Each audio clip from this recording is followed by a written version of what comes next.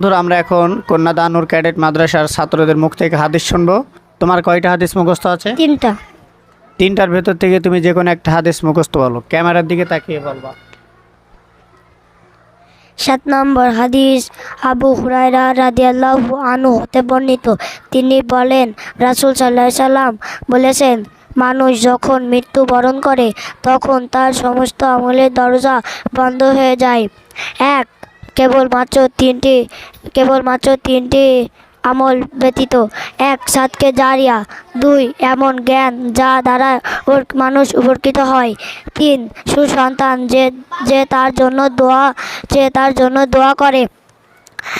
বুখারী হাদিস নম্বর 2653, মিশকাত হাদিস নম্বর 2631। আসসালামু আলাইকুম।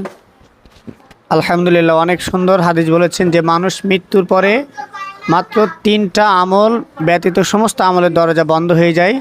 সেই তিনটা হলো সাদকায়ে জারিয়া, তারপরে এমন জ্ঞান যা মানুষকে শিক্ষা দেওয়া হয়, যে জ্ঞান দ্বারা মানুষ উপকৃত হয়, আর তিন হচ্ছে নেক সন্তান, যে সন্তান রেখে যাওয়ার পরে তার পিতামাতার জন্য দোয়া করবে। আসুন আমরা আমাদের প্রত্যেকের সন্তানগুলো ইসলামের শিক্ষায় শিক্ষিত করি, যেন আমাদের জন্য তারা দোয়া করতে পারে। আসসালামু আলাইকুম রহমতুল্লাহ।